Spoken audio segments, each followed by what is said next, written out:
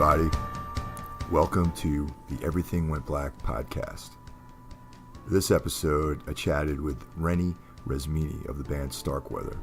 He's a vocalist and one of the founding members, and I've admired these guys for many, many years. Their catalog goes all the way back to 1992, and though they've operated within the hardcore scene, they're very much more than just a hardcore band, incorporating elements of noise rock, metal, punk, hardcore, just sort of providing you a interesting amalgamation of different musical styles. Before we get started, I just want to thank everyone who subscribed to Patreon. If you want to support this podcast for as little as $1 a month, you can help make a difference. You can get there from the Everything Went Black Media website, and you'll see a pop-up that says support the podcast, and you can go there and make a pledge. If you don't want to do that, another way you can help is by liking the podcast and sharing it with your friends. So if you dig this, give us a share on Facebook or other social media. Before we get started, I want to give the rundown of the affiliate sponsors. I'd like to thank On It. If you're interested in healthy living, check out the portals on the website. Once again, coffee lovers, savagegoldcoffee.com. What have you guys been up to? You go out soon, right? Yeah, we're doing this thing with that band Bloodbath. Yeah. And that's just like 4 shows, and then we're doing like a bunch of dates on our own, and then probably going to be doing some stuff over the summer and the fall. And right now, working on some new material. I got like 2.5 songs written at this point. That's awesome. Yeah, so you guys are productive, man. Like that's like the exact opposite of us. It's like takes us forever to get shit done. It's insane. Yeah, but then again, you guys write, like your music is a little bit more on the progressive side, I think, than stuff that, for me, it's like, I just get one riff and I just kind of go with it, there's like a whole other layer of stuff that Starkweather does. And but even like coming up with riffs and stuff, cause like you said, if you're using one riff, it's gotta be like, quality, you know what I mean? It can't be like some stock riff that you're doing.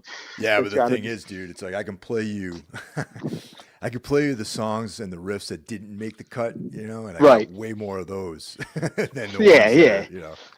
Yeah, we used to do the same, especially when the lineup was like me and Todd basically writing everything. It was like Todd would just give me tapes of like freaking like riffs, and I'd just like go through them all and just piece this stuff together like that. So like it was weird. Like he could play guitar like a madman, but he had problems just putting riffs together. I'm like, dude, what's up with this? I can't play an instrument. Like you'd think all these years being around these guys, I'd pick it up by now. And I don't know. It was just my fault for not doing it. Did you ever get involved in like arranging the songs though? Yeah. Okay. I'm like, I'm still doing that with this, but it's not like I said, like now with Winters being back in the band, like Jim's process is different than how Todd and I are. Jim's more like a jam oriented, like a musician. Then whereas me and Todd were like real, like we'll arrange the whole skeleton and stuff like that and do what we got to do, and it morphs from there. But Jim's like you see how he is. He's a taskmaster in his own way, but he's definitely different in his way he composes stuff. Well, actually, that's pretty much that new split you guys have with Concealment.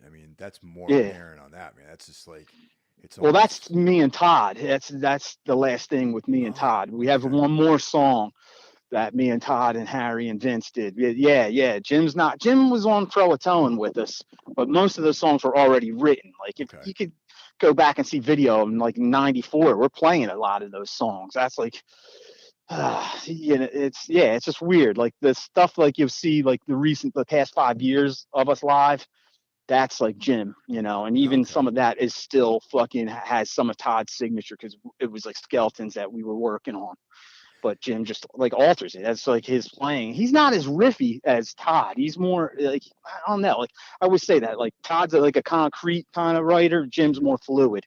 If you thought like in like terms of that, Yeah, because the last time I saw you guys was in Brooklyn at that show, Cattle Press, and Yes. his associate, and it was like Yes. the last. You know, I got to be honest with you, that venue that you guys played at. That's really the second time I've ever been to that place. It was Right. Grand, whatever it's called, but I bet that was closing down, so they had a series of shows. And when I found out the lineup for that show, I was like, I got to be there for that. Yeah. That was a fun time. But is that still the same lineup? Is it like yes? Winters? Okay, cool. Yeah. So that stuff that you heard there, that's like the newer lineup. Now the split that just came out or is coming out, is it out yet? The thing with Concealment? Yeah, it just came out Friday officially. Yes. Okay. Yeah. Now that's older material, or we sat on that for we sat on it probably like almost 8 years. Damn, it's been sitting like, dude, we were going through so much with the mastering, like nobody could nail it. No, and it was like, what the hell? And like that's also like a thing with a lot from Dialect at the time, really well, So like.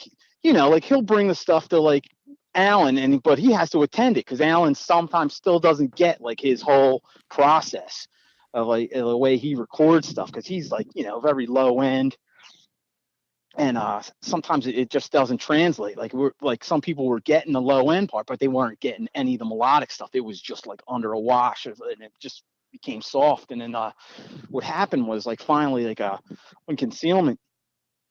They were, I was hearing all their stuff, even pre-mastered, mastered, and stuff, and they were like, "What do you think about this?" I'm like, "Dude, I want your mastering guy." I was like, "I think he gets it," you know what I mean? So I never heard Concealment before. Are they from overseas, right? Yeah, they're from Portugal. They're usually their songs are short, compact, but technical. Yeah. And it's kind of like if you had like Prong meets like Voivod, but there's a King Crimson kind of edge to it. I mean, it's like they're so technically like sounded. It's ridiculous. Like their bass players are using like an 8-string bass and stuff like that. They're just wizards. Like, and the guitarist and vocalist, he's also in Wells Valley, and for a little bit of time he was in Valle Salis. I think that's on like Third Eye Rex. I think that record came out on them CD. Like he's all over the place. And the drummer of all things, he's like a session musician. Besides, like Concealment's his main band, but he also does session work. Right. And I think for a few years he's been doing like Portugal's version of The Voice. He's like the drummer for The Voice over in Portugal. It's crazy. Like if you would see like he'll go on tours, session work with like pop bands from over there. He's like, I think he might even be fully sponsored by like Sabian or something too. Like it's crazy. Like drummers can do that, man. You know what I mean? It's like, if you're a good drummer, you can make a living playing drums by just doing exactly that. He's a beast, man. But that turned me on to it, man. Like I said, I never heard Concealment before the split, and I'm like going to get deeper into their back catalog, I think, or whatever they have out, they've been around, I think, like since '99 or early 2000s. Like 2 full lengths and like some demo stuff before that, and now this thing. But like I said, this song track for them is a lot different than the other 2 albums. Like it's like this is the first time they've like some long form song.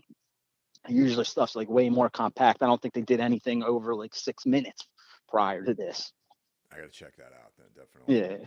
Speaking of splits, I remember this is a record that actually made me get really into you guys when it came out back in the 90s, was the split with Season to Risk. Yeah. And because I had that was like what, like 97, I think I bought 96. Yeah. So it was a while back. It was like I had just started to like I saw Season to Risk play. Yeah. Because that band was on tour like constantly, yeah. They're like, it's so weird like that. They never really broke, but they were playing with friggin' Neurosis at times, and then they'd do like all these other weird shows. You'd see them all the time. There was like I saw them at the Middle East upstairs. It was like when I was living in Boston, and and it was their own show, and they were headlining. And it was like this weird sort of scenario. There was like this year period where bands like that, like 600 or 700 people would come out and see them. And then the next year, no one cared about them anymore. Yeah. And I caught Season to Risk kind of like in that era. And then then I found the record, the split that you guys had. And then I was like, it was kind of like changed the way I saw the band a little bit, because I always was familiar, with Crossbearer and all that stuff. I was familiar with the earlier material. And then I started thinking more about you guys as less of a hardcore band and Right. more about a band that operates within the hardcore world, but's doing some other shit. Yeah. You know what I'm saying? Yeah, that's what we always like joked. Like even when Crossbear came out, we're like, yeah, it's tribal metal. We look like a bunch of like punk rock hardcore kids, but we play metal. You know what I mean? It's like whatever. We have like a total like metal sound, but we're like a hardcore aesthetic. So I mean, when you first hear bands, you kind of can tell what they're into, and it's like, yeah, especially in that era, there was Yeah, a lot of kind of like more creative stuff going on. I feel like in the mid '90s, and yeah, in the hardcore scene. So like, what kind of stuff were you listening to? Obviously, there's. I mean, I listen it to myself. I can hear all kinds of shit in there. So I mean, what kind yeah. of Like things really touched you guys when it came to music? what was weird, like me and Todd met like in '87, like, and we were at like our college entrance board, and so like he was like wearing a Descendant shirt, and I was like, dude, were you at Uniform Choice last night? And he was like, yeah, it was horrible. I'm like, yeah, I fell asleep. You know what I mean? We were like talking, so like we were always like, and then we would just start talking. I was doing like cut and paste fanzines then, so I was like already like I started doing that, I guess, like '85. So I was already into like a lot of weird stuff by then. You know what I mean? So it was like, for me, it was Void, Amoebics, Articles of Faith, De Kreutzen, and then stuff like Voivod and Celtic Frost. That was like always my favorite shit. The early Sheer Terror stuff, all the Blake stuff with Yeah. Sheer Terror. That was like, that was like my favorite stuff back then. And Todd was like, he was like a New York transplant, but he had lived in Colorado, and he helped that band Dead Silence out a lot. Okay. Like he helped get their records released, so he had like a weird like into like weird stuff too. And we like both. It was funny because like I said, he's working with Dead Silence, and they were on that comp that There's a Method to Our Madness, Right. and that fucking comp had like Born Without a Face, and that was like both of us were like we loved Born Without a Face, so it was like just funny, like. So it was just like kind of like one of those things.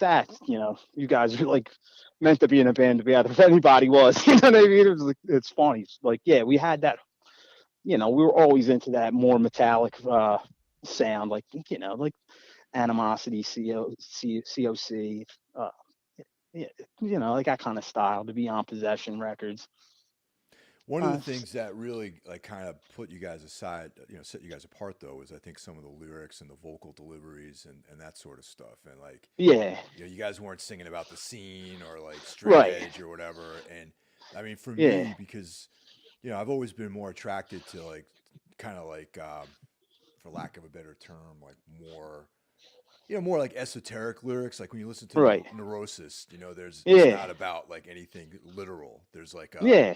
a real like, impressionistic thing going on. So, as far as like books and the influences that you might have had on your lyric writing, like what kind of stuff were you into around that time?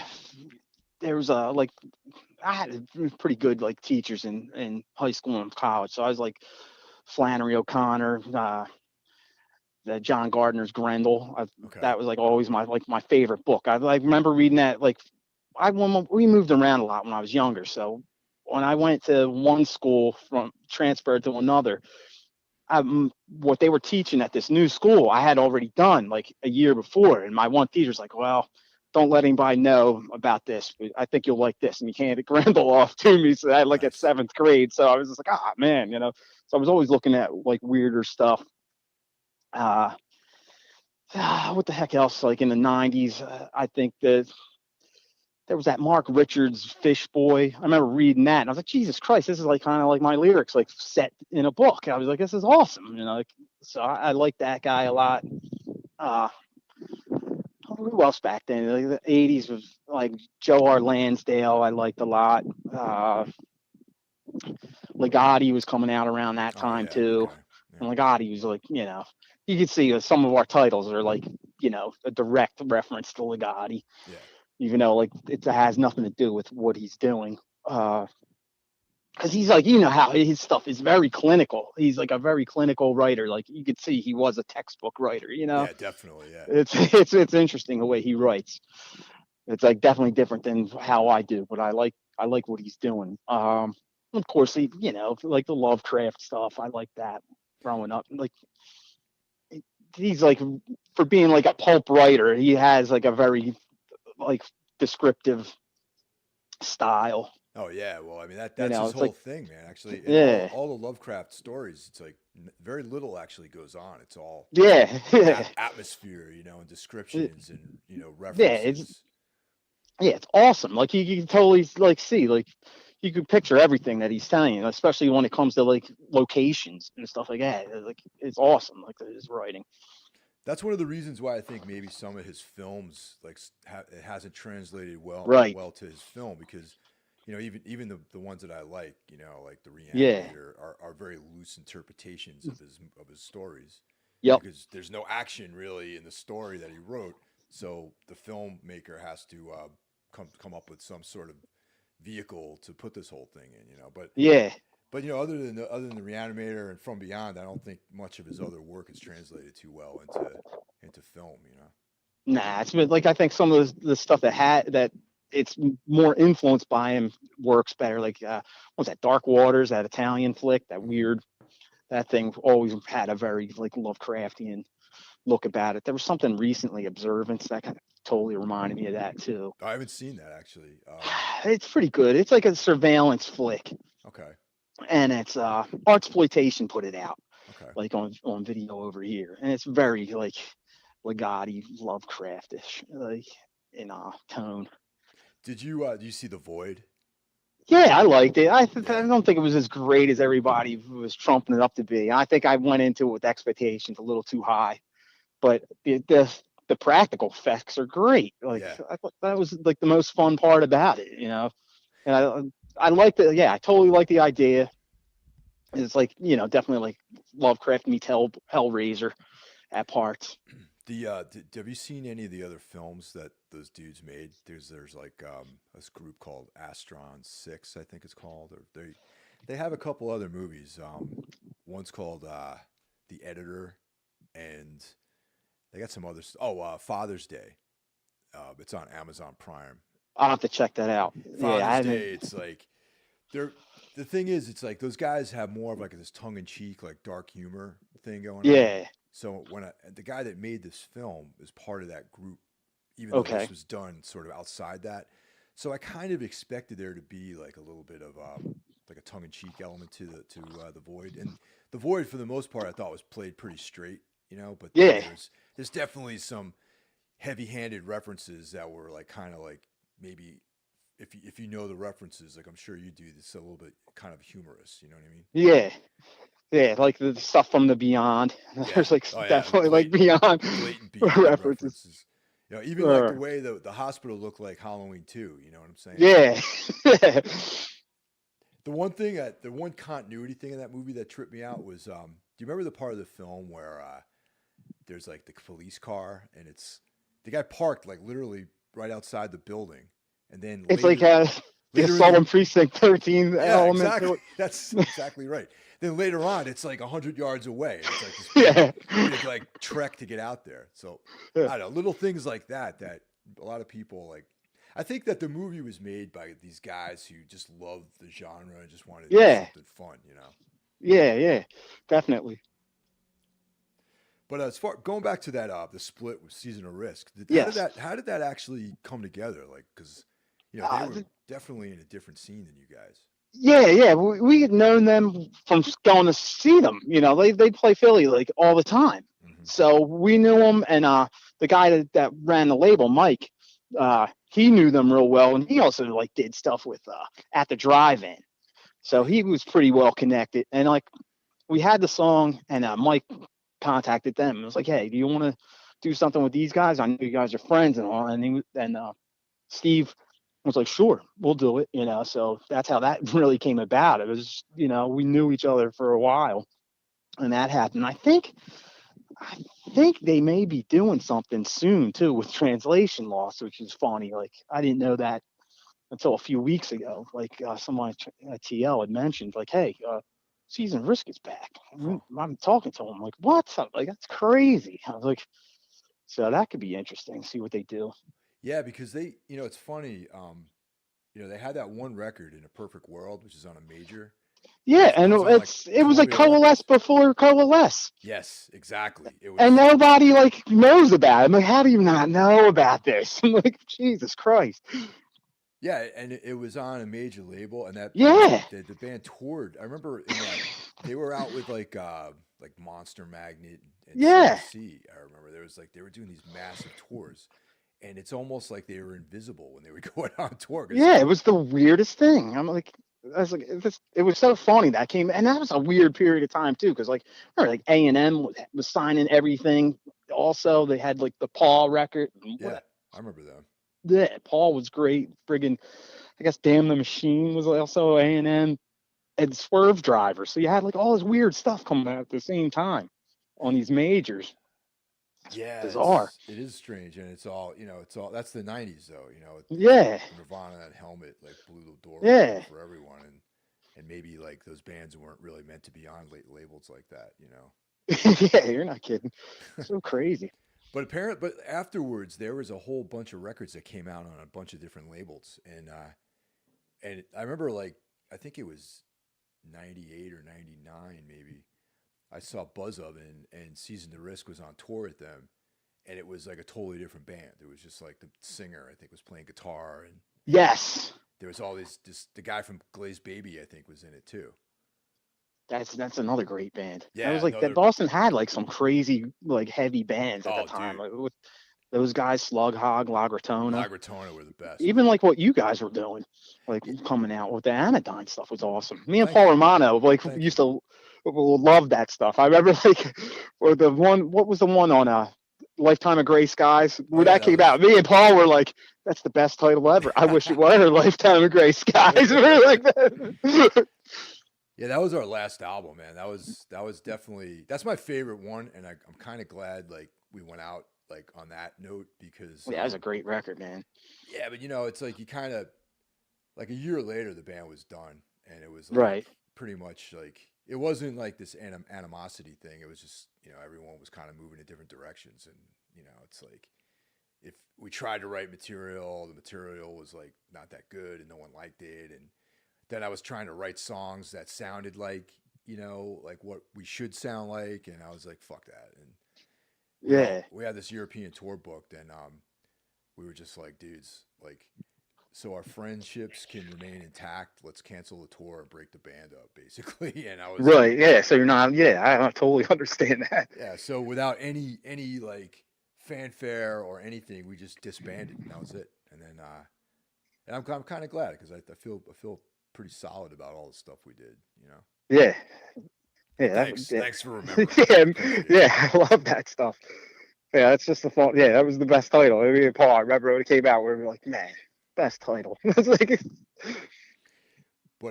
yeah, that's did you guys ever do any touring with Season to Risk?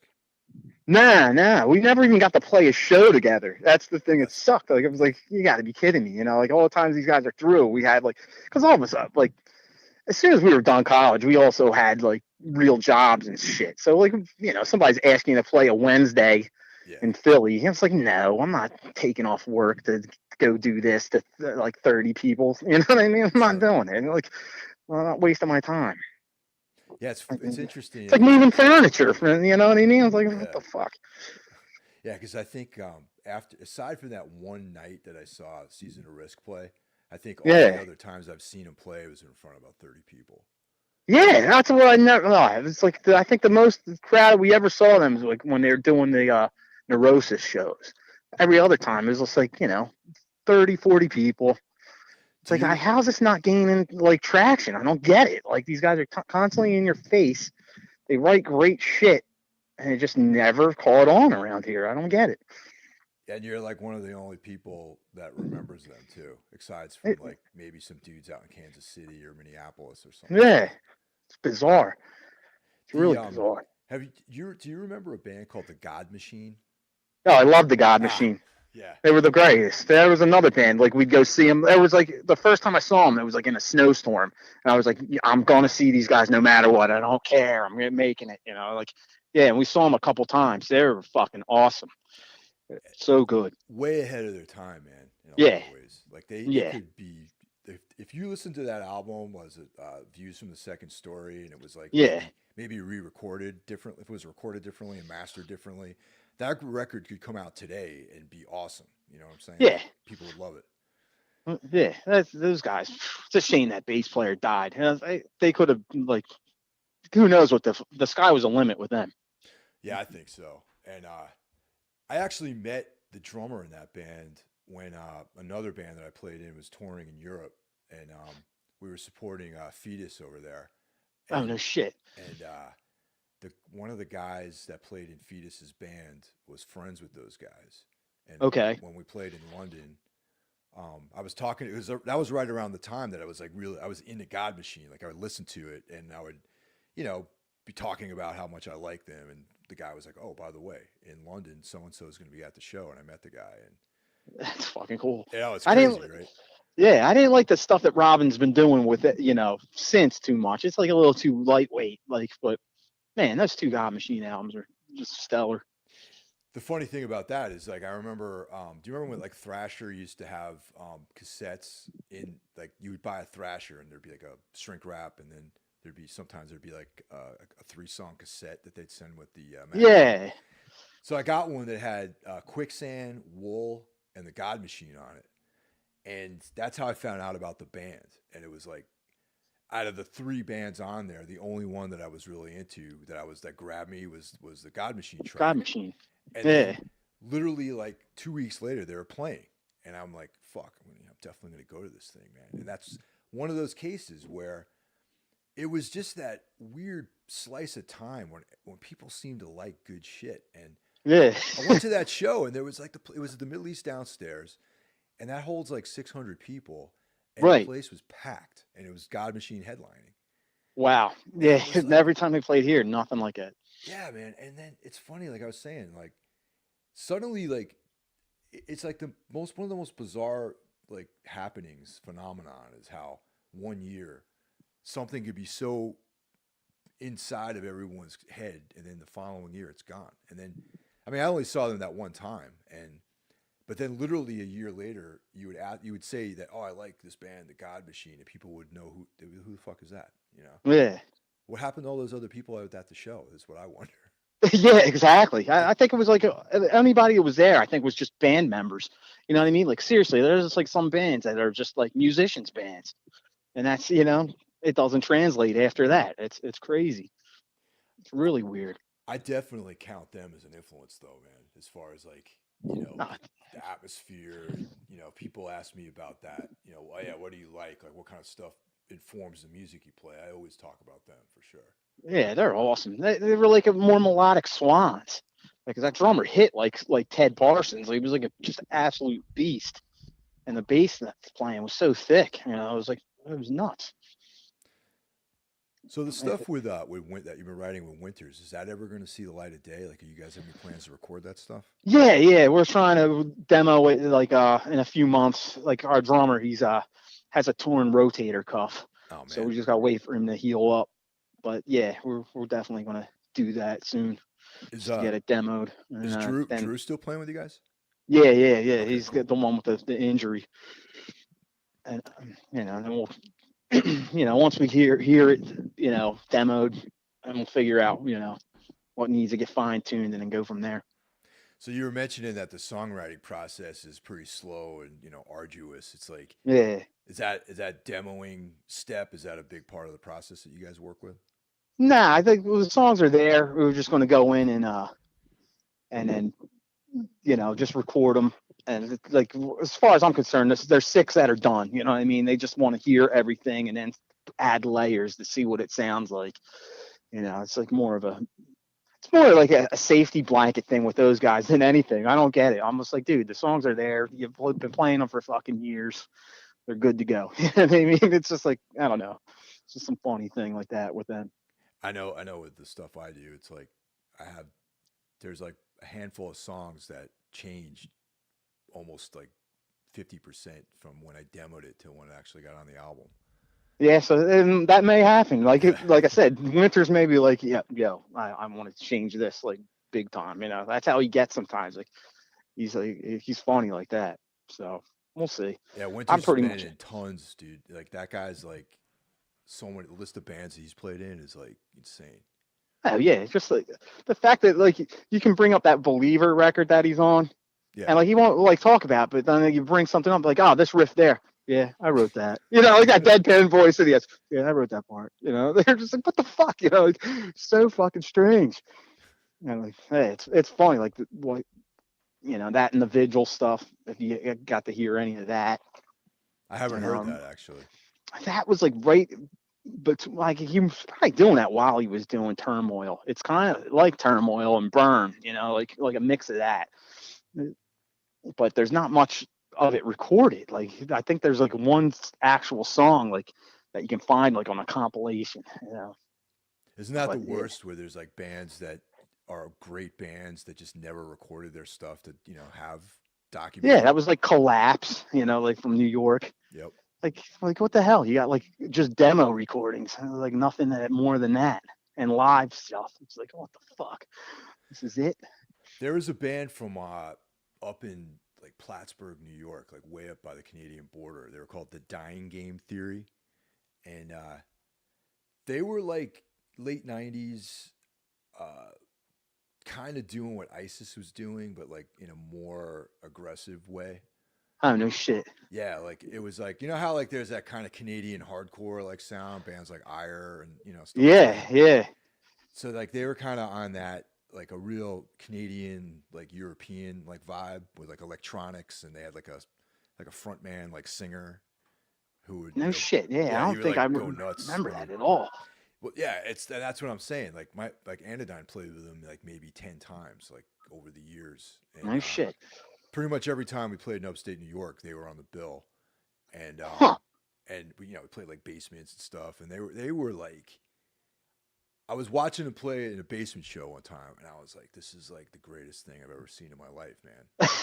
You know what I'm trying to say? Like, I'm like, this is like, I feel like I should be watching these guys play like in front of like 1,000 people, because they hit it like so hard, and what they were doing was like, Yeah. I hadn't really heard anything like that outside of like, I had this Neurosis thing going on, but it was also super aggressive. It had this crust element, and it was, you can hear like His Hero's Gone and other things, like this whole, Yeah. a lot of people were using electronics back then, but these guys used it in like a way that was like very unique, I thought.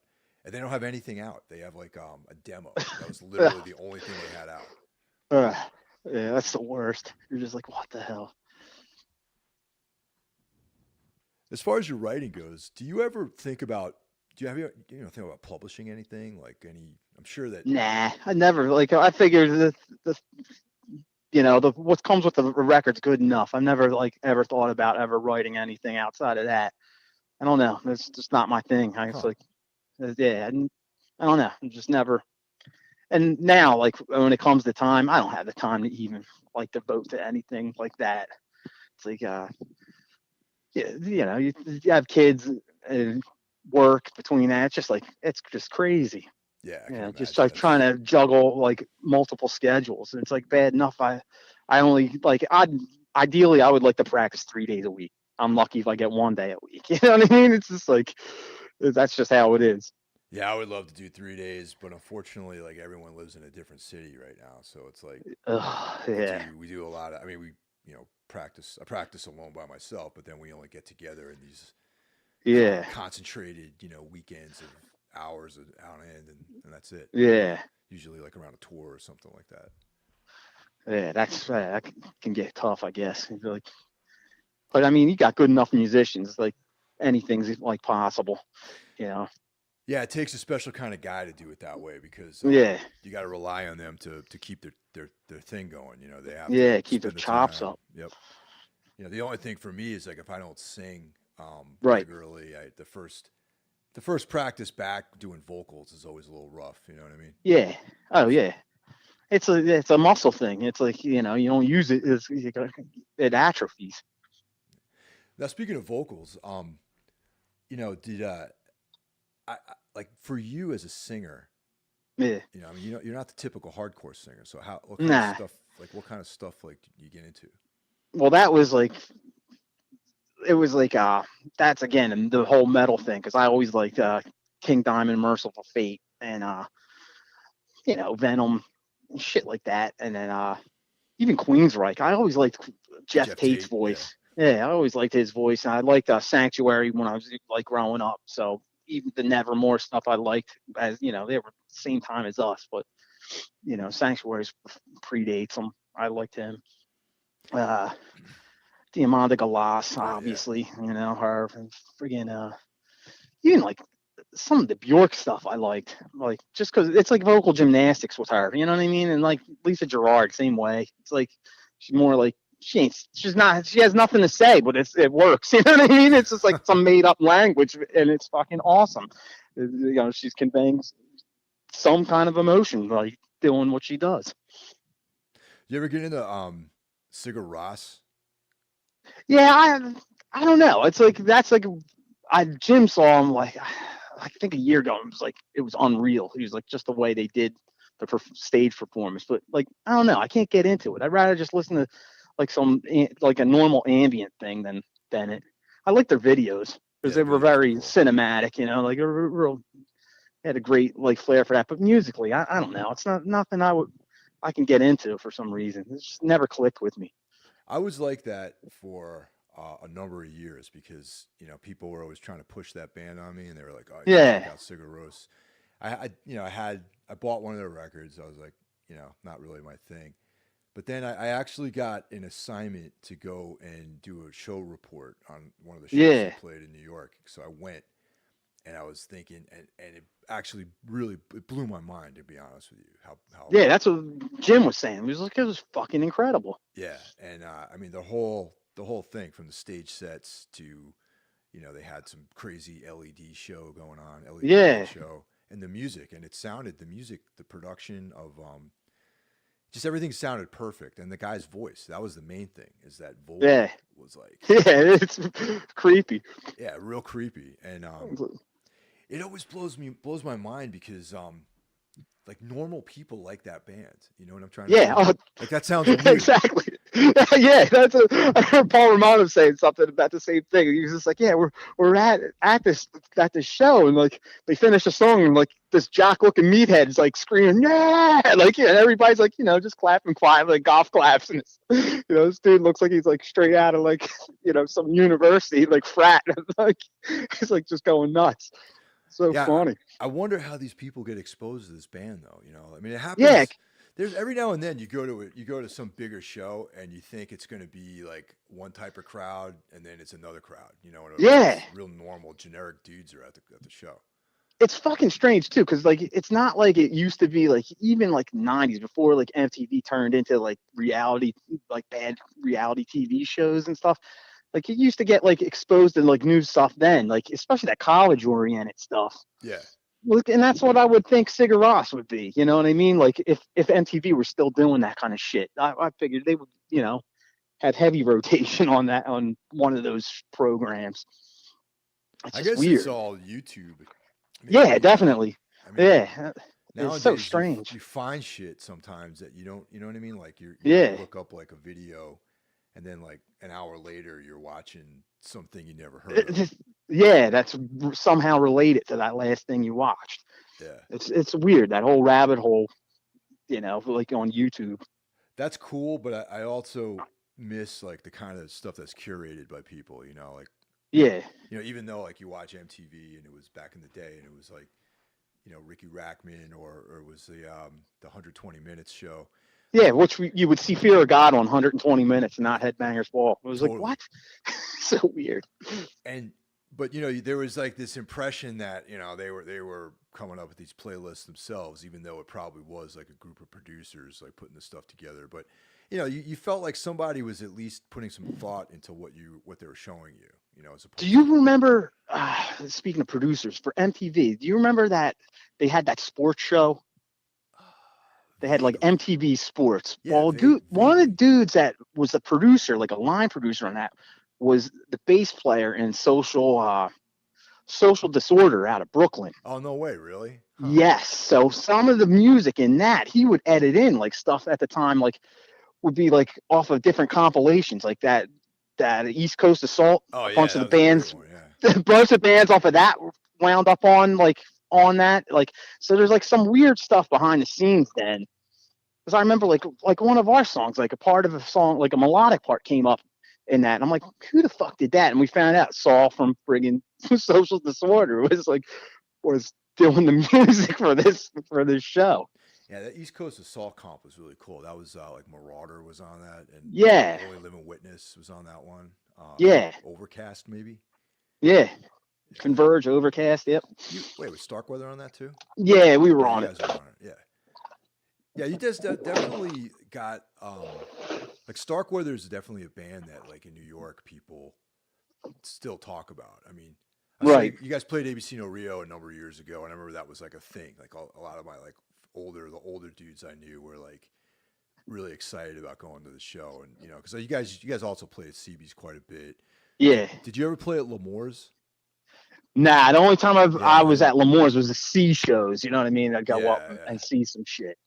Like I remember going up to see like Confusion on a battle of the band. So we were like went up and saw them there. I've seen Carnivore there. I've seen tons of shit there. But yeah, we never got to play that. There's a sort of like this mystery that's I'm trying to get to the bottom of this mystery right now. I saw that the Hellfest flyer for this year has a band on there called Carnivore AD. Yeah. What's that all about? I think that's Mark from Carnivore with Joe from the Communion playing drums. Oh, no. Oh, okay. Yeah, I know he did like some Carnivore, like these Carnivore reunion shows, and it's who's playing bass and singing is is Baron from the original Sheer Terror lineup. And what the hell was he was on the Century Media band. I can't remember the fucking name of that band right now. What the heck? Yeah, I'd have to look it up. But yeah, I think it's Baron playing bass and singing, and you can find video of it. Okay, I'll have to look played some shows before, and it sounds as authentic as it's going to get. Because Baron, his voice is a lot like Pete's. You know, like his bass tone is exact. It's yeah. That was Joe's probably a better drummer than Carnivore ever had. You know what I mean? So it's like it's pretty heavy. It was good. That was definitely a misunderstood band, I think, as time. You know what I mean? Carnivore. Yeah, definitely. It was definitely. You know what blew my mind too? Speaking of the drummer from the original drummer Carnivore, like you know, Cause for Alarm, the Agnostic Front record was actually the first AF record I heard. Like back. Okay. In the 80s.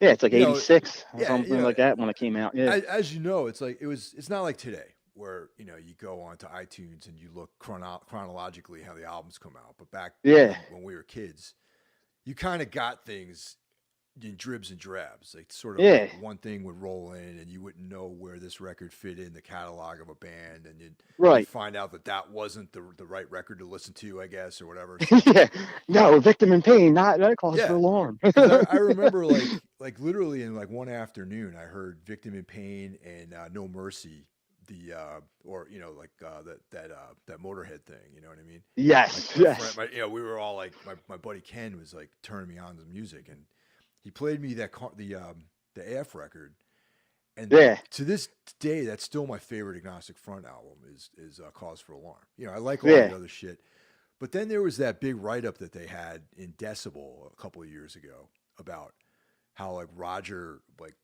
wasn't even going to sing on the album or something like that, and I never read that. Yeah, dude, that's awesome. I'll have to check that out. You got to go back into the archive. Yeah, and you got to dig that up, and that's hysterical. Yeah, like Pete Steele wrote most of the record, and I remember that. I remember that controversy about it, you know, because of the Public Assistance lyrics. Yeah, you know, always like gained like the, you know, and that was the other thing with Maximum Rock and Roll. Always considered AF like a bunch of jerks from New York, a bunch of like, and then that came out, that just solidified it for them. Like, you know, like these guys are really assholes. Like what? You know, like they're the most. That sort of they're like one of the most multicultural bands ever. You know what I mean? And they're like being called Nazis and stuff. In the 80s, they're being called out like, no, dude, you're so wrong. It's like, there's well, the fact, you know, it's really funny. It's like talking to some of those guys over the years about how like a lot of Nazi skin bands would like Agnostic Front. Right. You know what I mean? They don't get it. It's like how Power Electronics and some of those bands, some of them are flat out racist, but some of them, like Genocide Organ, there's like, using it against you, and you don't even realize this. Like, you're not catching this. Like, it's weird. It's real weird. Yeah, I the last episode of this podcast was a solo episode where I have like another series of things I do where I just kind of go off on like certain topics, like current events type stuff. And it was the whole episode was devoted to Antifa, and how that's sort of going too far with some of these things, I think. And I don't want to turn this into a discussion about that, but but that sentiment has always been there. I feel like even back, with the West Coast kind of like more political, PC type crowd. Even back in the 80s, it was definitely part of like the scene, but also But back then, you also had a little bit of like leeway to express yourself, even though some of these things were just more for like shock value or whatever. There's like videos of Sid Vicious wearing like a swastika T-shirt and things like that. Right. But the guy's not a Nazi. Yeah, he's like the furthest thing from it. Yeah, but yeah, it's funny that AF record is definitely like still to this day my favorite record they've ever done.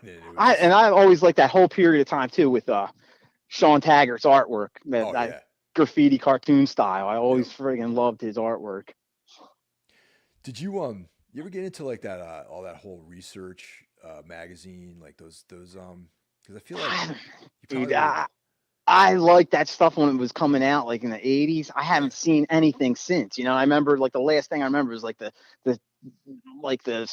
industrial one and the Modern Primitives book. That's like probably the only two I can really remember. Yeah. And I love the industrial one because it had all the SRL shit in it. Oh, dude, I wonder whatever happened to Mark Pauline, man. That guy. Yeah. Whatever, he blew himself up in an accident or something. It's a madman. That guy was so like nuts. I loved it. Yeah, I wonder whatever happened to him though. If he's still doing this shit. It probably, but it's for some reason it's just for some reason never gets any publicity anymore. Back then, you'd see it. Now, Mike Wahlberg, our mutual friend, mentioned that you're way into like extreme films and horror and stuff like that. Yeah. Yeah. So like, what's like the most what's on your watch list these days? Like I said, I don't have as much time anymore. Like to see stuff. Like what I want to see right now is The Endless and You Were Never Really There. I want to see that. Yeah, The Endless is from the directors that did Resolution and Spring. Oh wait, I just read about The Endless. Yeah, I just read, that looks great. Yeah, do you read Rue Morgue magazine? I haven't in a while. I haven't. Yeah, like there's no like magazine shops anymore. Like, dude, it's like you. The only way I get is I have to subscribe. Yeah, it's like it just sucks. Like that's the one thing with everything being like digital now. Like you don't have that hands-on like experience. It's like everything is like a click away, and there's so much information out there. I just forget. Oh yeah, Rue Morgue's there. Like. Yeah, there's my buddy. Actually, this guy, Mike Scandato. He played in. So Confusion. Yep.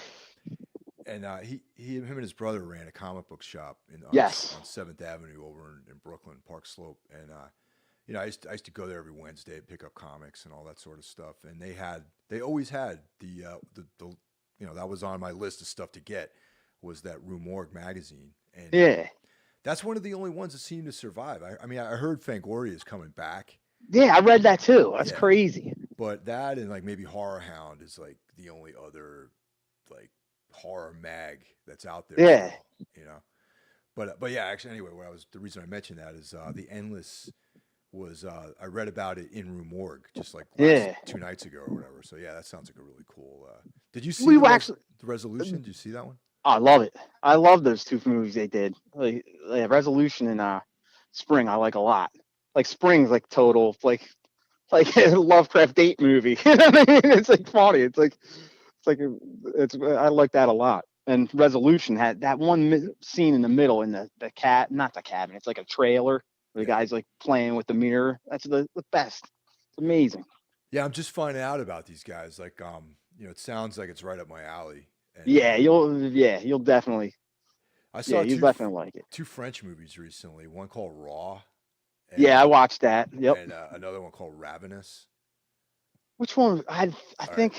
Not to be confused with the dark comedy Ravenous. I love that one. The introduction to that movie is like total Monty Python. Yeah. I mean, one of the early Guy Pearce's films. Yes.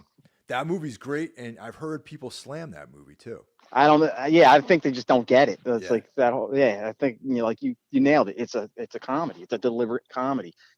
That's sort of like how Get Out is. Like, I don't know, like people are upset like it being nominated for as a comedy. I'm like, what don't you see? It's totally hysterical. It's like it's a complete satire. That movie. Well, it's great because they're the guys who wrote it are comedians. Yeah, I'm like, how do you not see this? It has a sinister undertones, but it's like there's so much funny stuff in that. It's great. Yeah, I don't know, man. People weird. It's like weird, like the obvious, and you're just missing it. Yeah, but there's another the French Ravenous. Yeah, the French Ravenous is I kind of on a whim one night I was looking for stuff to watch on Netflix and that came up as recommended, and the fact that it was French was like okay. Yeah, it has exactly. It could be stellar. Yeah, a lot of the like. There was that period of time where there was like Inside and Martyrs, and that was awesome. And that was like, but so I checked it out, and it's like an infected movie. Okay. You know what I mean? But their take on the infected is like pretty unique. Like they're kind of more like semi intelligent. Okay. And there's this it's not revealed, but there's like kind of this objective that they're trying to accomplish in the movie. And that's kind of the things I like about it. It's like there's a lot of these like, vague, you can see there's something going on, but the movie doesn't actually reveal to you what's going on. I'll have to check it out. Yeah, it's cool. It's shot really, really well. I mean, the acting's cool. The characterization's good. And, it's like there's definitely some like very creepy moments in the movie, which I'll definitely have to check it out. At this stage of the game, it's hard to do that especially in a zombie like infected kind of flick. Yeah, it's like pretty much all been done. You know what I mean? Yeah, and even by the French, because they did that thing. What was that? They came back. Sometimes they came back. Yep. That series. But Martyrs though probably goes down as one of my all-time favorite movies of that genre, whatever that. That's funny. I don't like Martyrs. No, really? I don't like it. I'm like, this person isn't a martyr. That was my whole thing. I'm like, with it, like thematically, like I get the idea, but this person wasn't down for the cause. You're just using the person to find out whether there's what's at the end. You know what I mean? Yeah. Like that was my whole thing with Martyrs. I'm like, man, I just don't.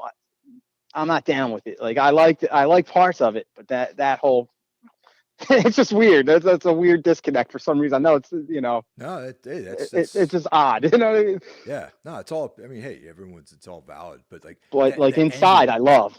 Like I loved that. Oh yeah, that was great. Even though that gets kind of silly too with the weird zombie cop near the end. Like what? Yeah. But the rest of it, just like the one-on-one battle between those two is fantastic. It's like so brutal. Yeah.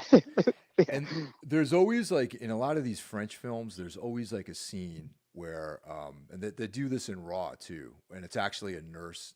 There's a scene. You remember when the pregnant woman inside, she's talking to the nurse, and the nurse pulls out like a cigarette. Yeah. And she's talking about like some horrible experience she had giving birth to a child. And it's like, I feel like that's like a trope in a lot of French horror films. Yeah. Where there's like a scene where it's like usually 2 women, and it's in some place that's like a hospital where you're not supposed to be smoking, and they pull out a cigarette and they describe something terrible that's about to happen to you. Yeah. And they do that in Raw. It was like Raw. Yeah, Raw was good. I like that. Yeah. I liked it. I thought that was more like funny than getting like, I remember there were people passing out in the screenings and stuff like that. I'm like, I don't know, man. I don't think there was anything that like, yeah, it was more, stomach churning. Like a dark comedy, really. Yeah, that's how I looked at it, especially with the sister, His one sister becomes involved. Yeah, I mean that's definitely. I do another podcast called Necromaniacs, which is all horror, and I think we're going to cover that one on the That's next a episode. good movie. Yeah, but yeah, Martyrs, the end. It's I think the power of the ending of that film is really what made me feel like just the blackness of how the movie ended. Yeah, like I just have like I said, it's a weird thing. It's just like I would have been more down with it if it was somebody from that cult, that sect, undergoing that whole process than abducting somebody that wasn't initiated in that other than through what they're doing to her. You know what I mean? Like she's going to see whatever. You know what I mean? There's nothing, no context for her. That's a really good point. And, and because like, it's funny because most people really, there's a lot of worship for that movie out there. And no one has actually ever mentioned that. I think it's filmed well. I think the sound design on it's great. The music for it's great. I think parts of it are like stellar, but I'm just like, I just don't feel it's as great as everybody says. You know what I mean? That's a good movie. I definitely like Inside more, but what the hell do I know? You know what I mean? They're apples, oranges. Yeah. But, there's a remake of that, an American remake of that movie. Yeah, I don't. I don't even know why you'd bother. I'd rather see them dub something than remake it at this point. It's so bad, like all these remakes. Yeah, like just dub the original thing. If you're that lazy, you know what I mean? You can't read subtitles. Just dub it. I don't need to see a remake of that. I didn't need to see the remake of Kiyoshi Kurosawa's Pulse. You know, like you're not going to come close to what he does. You know, there's no way. For academic reasons, I watched the remake of Martyrs, and it was it lived up to my expectation of being terrible. Yeah. Yeah, I can't imagine it being anything other than, it's like, what the hell? Like, and they probably sanitized it so much that it's like, what's the point of this? Yeah, they changed it around a lot, and it was definitely like, it almost didn't make sense, the American version of it. You know what I mean? And they changed so much of it so that people wouldn't be so bummed out by the ending. I think like actually I think the ending's the perfect part. Like, you know what I mean? The whole movie is the ending, dude. It's like that. If you're not going to do it that way, then don't do it because that's the whole point of it, man. But yeah, the remake thing is definitely way out of line, I think, these days. Yeah, so I don't know. It's just absurd. Just leave stuff alone. You can't do like some of the stuff even like the 70s and update it because it's so locked in that period. And with technology now, it's like it's so much different, to find a way around some of these old flicks. Yeah, actually, I just been in this real kick the last few months of watching old movies from that era, like The Friends of Eddie Coyle and like Thief and all that stuff. Those movies are great. Even like the older, like, the film noir stuff, amazing. Yeah. Just what they had to do on such a short time and no budget, like unreal. But also just some of the subject matter in like those old 70s films, like for example, I know they're remaking or remade Death Wish. Yeah, like but come on. The original Death Wish is so bleak, man. Yeah, like the rapes and all that stuff. Yeah, it's just grim. Yeah, and going back to it was a Road Warrior or Mad Max. It was Road Warrior, Mad Max. No, it was Road Warrior. Where they just that movie, even though you don't think of that movie as being particularly dark, there's like so much dark stuff that happens in that film that they would never like. Like some women get raped and they kill her with a bow and arrow and all this crazy stuff. Like people would probably pick at that movie if they tried to make it these days. Yeah. So as far as Starkweather goes, this new thing just came out on Friday. Do you guys have any shows planned or anything like that? Nah, not while Drew last nursed this injury, and then like I said, once he's up and ready, we'll demo stuff, and then I think any shows we do, it's just going to be, here and there. If we get asked to do something, if it's like worth our while, we'll go out and do it. Sure. It's just right now, it's like holding pattern. Right on. It's just how it is. It's, always run into something. Like it was funny because like we did have 2 songs, like I said, with the last recordings with Todd, and I'm holding on to the other one because I'm just like going to use that again as like a stopgap I think, you know, if we're not ready in time, if this injury's taking him much longer to heal, it'll be, you know, just another split. And Yeah, that song's like totally different than the one that just came out. It's like, it's a long song, but it's completely melodic. It's like more like we were always joking about calling it like the Bed Boyens end meets friggin' Pink Floyd. Well, it's kind of like that. It's like real drifty Pink Floyd, but with, you know, the weird chords that we use. that's awesome, man. I mean, I'm looking forward to hearing that stuff, man. Maybe So maybe a Tomb Starkweather split might be in order. that'd be cool. That would be cool. Yeah, dude. So thanks for taking time out of your day. Yeah, man. I man. appreciate all this. I appreciate it. You gotta have me. Yeah, man. So and once again, thanks a lot. And everyone out there that's listening, thanks for listening. Yeah, I appreciate it. All right, Mike. Hey, thanks a lot. All right, man. Take care, brother. You bet. You too. Take it easy. Bye.